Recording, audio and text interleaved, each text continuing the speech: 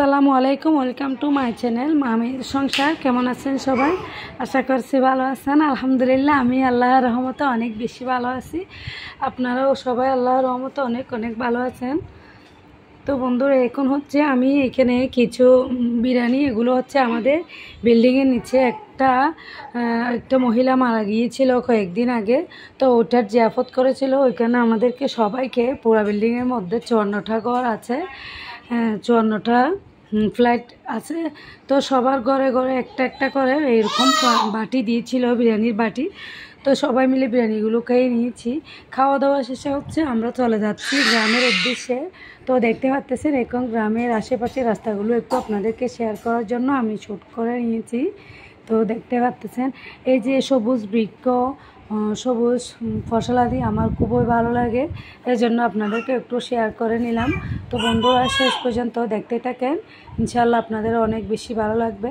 তো দেখতে দেখতে যদি ভিডিওর কোনো অংশে একটু হলেও ভালো লেগে থাকে, বন্ধুরা সাবস্ক্রাইব করবেন, লাইক দিবেন, কমেন্টস করবেন।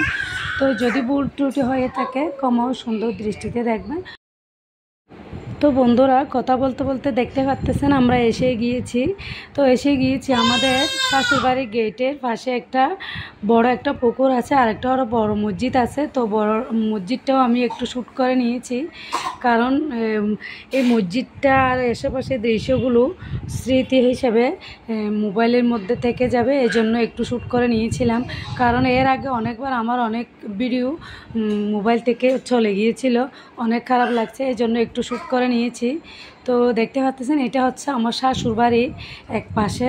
তো এদিকে আমার যেটা সেজো যা ওইটা ওখানে থাকে না, এই জন্য এই সাইডে জানালাটা একদম বন্ধ হয়েছিল।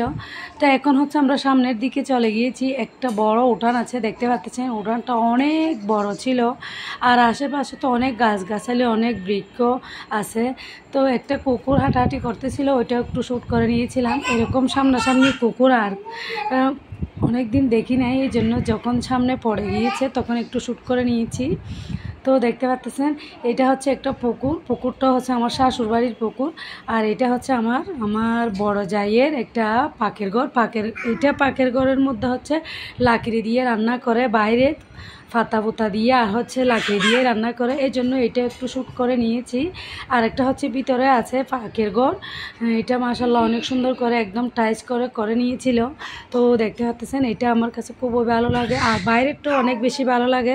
মাটি চুলা রান্নাটা অনেক মজা, অনেক ভালো লাগে, এই জন্য আমার বড় জায়ের শখ করে একটা মাটির চুলা রান্না করার জন্য বাইরে একটা পাকের ঘর করে নিয়েছিল।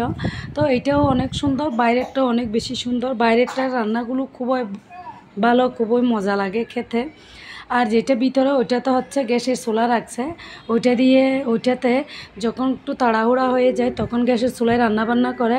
তো দেখতে পাচ্ছেন, আমার শ্বশুরবাড়ি আমার কাছে অনেক বেশি ভালো লাগে, এই জন্য আপনাদেরকে একটু শ্যুট করে নিয়েছি দেখানোর জন্য। এটা হচ্ছে আরেকটা ছোট জায়ের বাসা। তো ওইটাতে একটু বাচ্চারা, আমার ছোটো জায়ের থেকে ছোট বাচ্চা আছে, এই জন্য একটু এলোমেলো হয়ে থাকছে। ওখানেও মাটির চুলা আছে, আবার গ্যাসের চুলাও আছে। তো এত বেশি করে গুছালু করা হয় নাই, কারণ ওর ছোট বাচ্চা আছে, এই জন্য। তারপরেও একটু একটু করে আমি শ্যুট করে নিয়েছি আপনাদেরকে শেয়ার করার জন্য। তো আবার আমার ছোটো জায়ে গরু পালন করে, এই জন্য গরুগুলোও একটু শ্যুট করে নিয়েছি, কারণ এগুলো হচ্ছে মোবাইলের মধ্যে স্মৃতি হিসাবে থেকে যাবে, এই জন্য। তো বন্ধুরা, শেষ পর্যন্ত দেখতে থাকেন। দেখতে দেখতে যদি ভিডিওর কোনো অংশে একটু হলেও ভালো লাগে থাকে, বন্ধুরা সাবস্ক্রাইব করবেন, লাইক দিবেন, কমেন্টস করবেন। তো যদি ভুল ত্রুটি হয়ে থাকে, ক্ষমা ও সুন্দর দৃষ্টিতে দেখবেন। তো এদিকে হচ্ছে কথা বলতে বলতে একদম ভিডিও শেষ পর্যায়ে এসে গিয়েছি। একটা বড় পেঁপে গাছ ছিল, অনেকগুলো পেঁপে গাছের মধ্যে হয়ে গেছে।